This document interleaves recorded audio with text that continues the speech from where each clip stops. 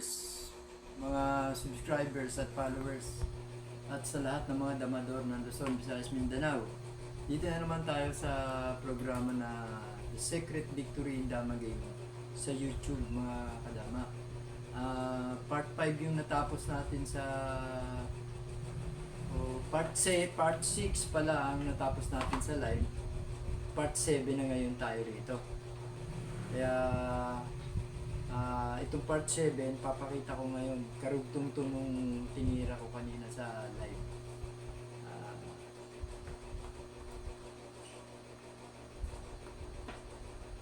Dito nga mga kadama, gusto ko lang linawin uli na yung tirahan dito dugtong-dugtong talaga.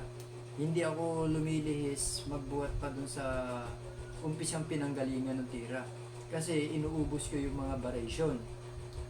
Kita nyo nga kahit na sa pilipit na posisyon tayo napupunta, at least ang mahalaga lang kaya natin itabla at hindi tayo mauuwi sa delikado. Kanina pinakita rin natin yung best nung kabila, kaya tumabla rin. Ibig sabihin lang, kung hindi niya mapapansin yung tira na yun at lumagpas, posible rin siyang matalo. Nakita niyo naman yung kanina yung posisyon dun sa live, ay talaga naman talo talaga yun. Kaya lang nakakita nung sabay, at dun sa pagkakataon na sabay na yun, doon siya nakabuelo at nakatabla. At least pinakita din natin yung best move niya. Wala tayong tinatago. Sa umpisa lang tayo nakalamang, pagdating ng huli, lamang pa rin tayo, kaya lang 4-3, kaya lang nauwi sa tabla. Kaya mga kadama, ito, ang opening na to, karugtong nung kanina. Uumpisa na natin.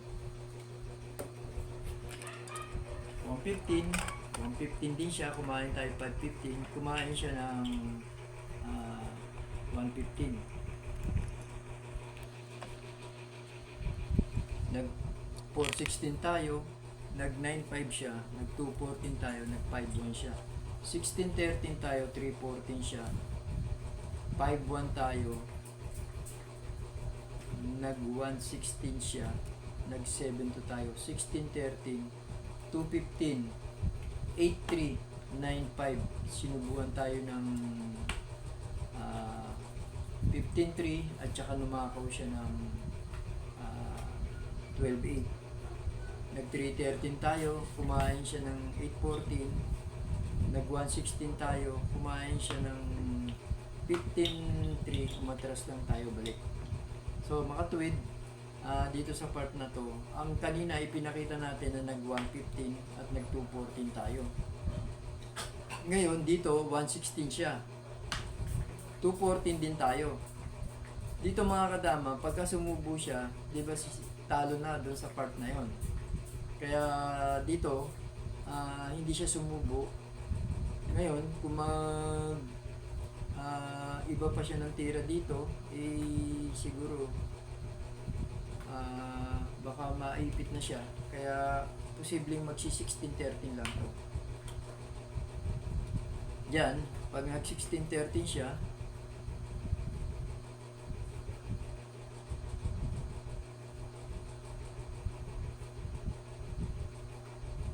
mag-11-6 lang tayo.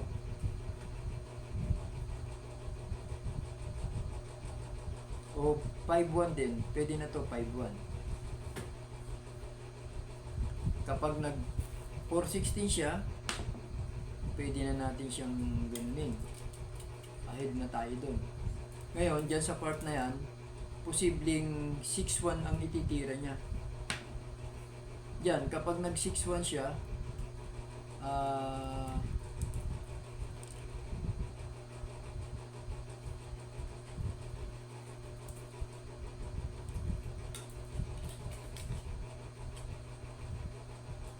best move natin 11-6. Yan. Kung magwa 116 siya, susubuan lang natin siya ng 214. Lamang na tayo dyan. Ngayon, ano bang posible pang pwede itira niya? Pag ito naman, 6-1 ang itinira niya, pag 6-1 ang itinira niya, ipapakain lang natin to 215. Kakain tayo rito ng, kakain siya dyan ng 14.2, kakain tayo ng 6.14, kakain siya ng balik, susubuan uli natin ng 1.16, at saka susubuan natin ng 14.16, at saka susubuan natin ng 7.3. Diyan sa part na yan, mga katuwid, parehas lang sa pitcha.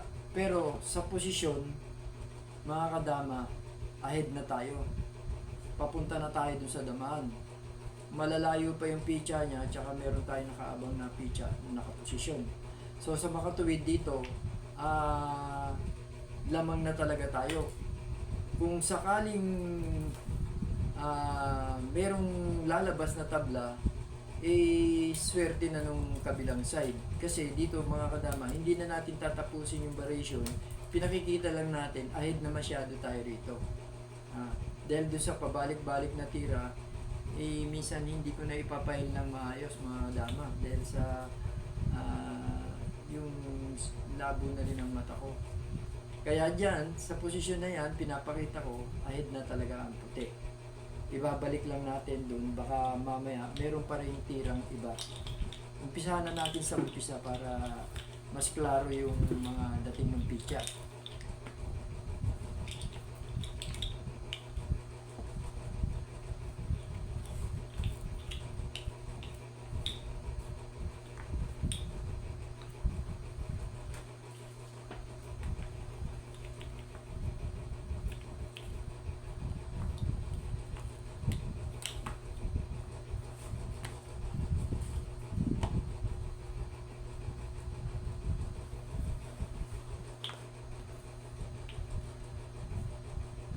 Yan, nag-115 tayo, sinubuan tayo ng 115. Kumain tayo ng 15.1, kumain siya ng 5.15. Nag-4.16 tayo, nag-9.5 siya, 2.14 tayo, 5.1. 16.13 tayo, 3.14 siya, 5.1 tayo, 14.16 siya, 7.2, 16.4, 2.15 tayo, 8.3, nag-9.5 lang tayo, sinubuan tayo ng 3.14, at saka sumayang ng 12.8. Nag-3.13 tayo, kumain siya dyan ng 8.14. Nag-1.16 tayo, kumain siya ng 15.3. Kumain tayo ng 13.7 balik. O, tayo naman ang titira at siya naman ang titira dito. Nag-1.16. Dahil ito natapos na natin. Ito naman ang nag-1.16. Nag-2.14 tayo, bawal sumubo dahil lansi na siya. Ngayon, ang posibleng ititira niya rito 16.13, kaya ang ginawa natin nag 9.5 lang tayo, ay 5.1. So makatuwid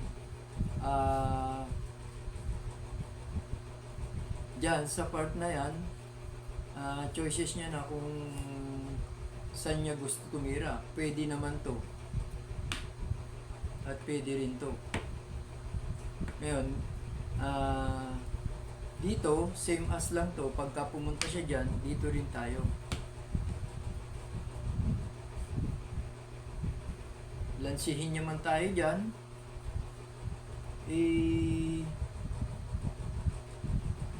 Okay lang. Kasi pag ginanon niya tayo, lumalawa tayo, at gumanon siya, kakain tayo rito, kakain siya dyan. So makatuwid, pababalikin lang natin siya. Lugi na siya. Kaya mga kadama, hindi niya siguro gaganunin at saka lalamang tayo dun. Balik ko lang.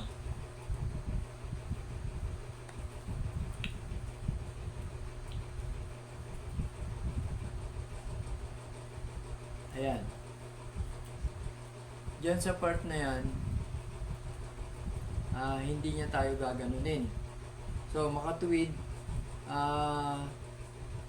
kung 6-1 naman ang ititira niya, hindi tayo lalansihin. Sinabi ko na nga, susubo lang natin to. Balik na naman kanina. Sinubo natin, lumamang tayo sa posisyon. So, isa na lang ang paraan niya para yung ititira niya, lahat puro bawal na. Ito na lang, 5-1. Diyan, pag nag 5-1 siya, mag 2-2-40 na lang tayo. bawal siya mag ah, 116 dahil kitang-kita naman susubo lang natin, tama na tayo. Ngayon, nag 115 siya. Dito lang tayo mag 72. So, kain-kain lang. Wala na naman siyang another tira at saka posible na naman siya ritong malalamangan natin.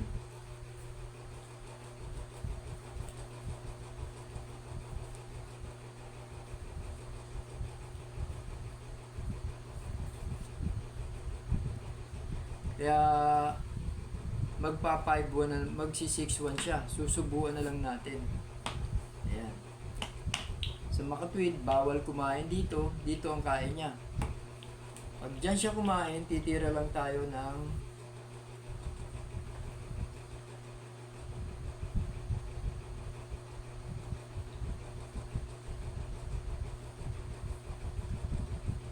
ayan, no? 6-2 lang tayo.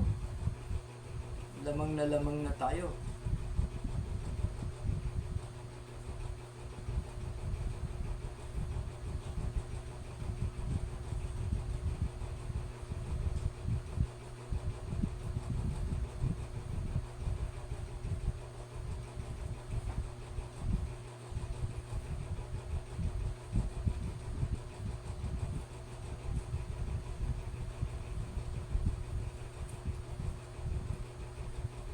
Ito.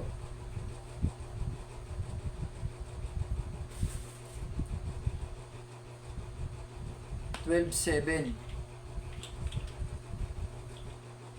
So, kung magwa 116 siya, gaganon lang tayo, magto 215 lang tayo, obligado na siya umatras. Kung dito rin, magwa 115 siya,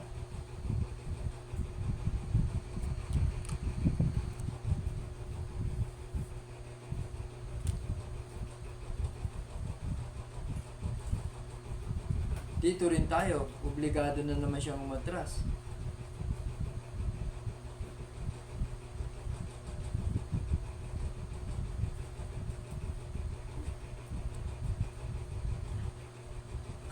Dalawahin niya man tayo, dito lang ang dama niya, nandun tayo, di patay din yung dama niya.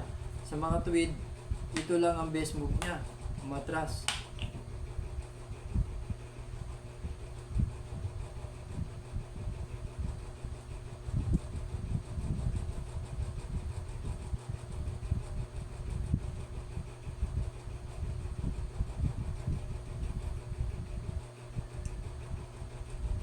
Balik ulit tayo, 7-2. So, kapag tumira siya dito, isa lang ibig sabihin nun, gaganon na tayo. Mananakawan na natin siya ng pitsa. So, para hindi tayo manakawan, gaganon lang siya.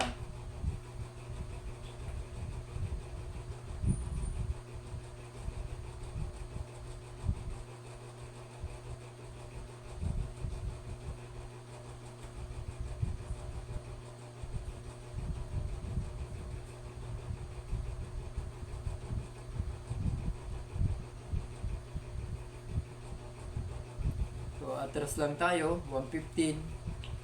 Ayan.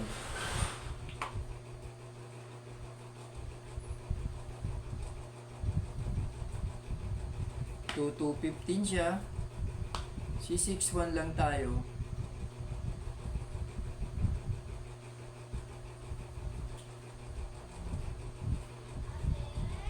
Kung gagano naman siya, dito lang tayo, 10-6 lang tayo. O kaya sabay na rin tayo dun. So ipagpalagay na natin hindi pa muna yan ang itinira niya. Tumira muna siya dito.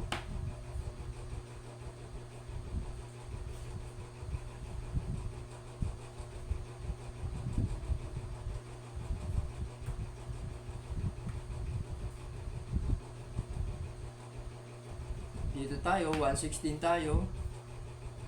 15-15 siya. Tsaka tayo gaganon. Ayan, mga kadama.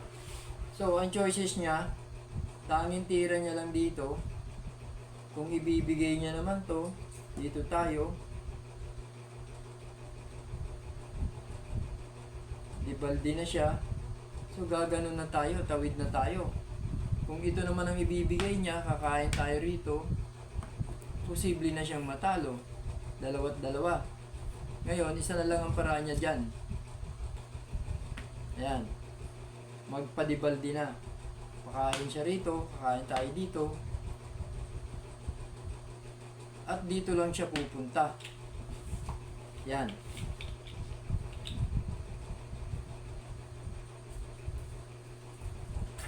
Tawid na tayo rito. Pumunta man siya dyan. Dire-diretso na tayo doon. Ayan.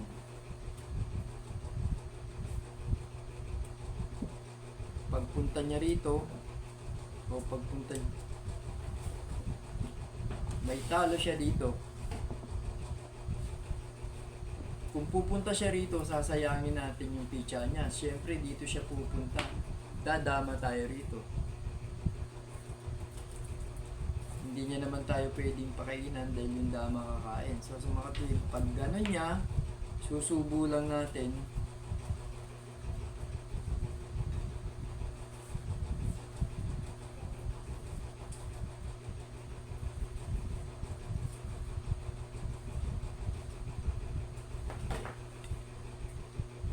O kahit timing muna tayo, balik ko lang ha mga dama. Yan. Yan.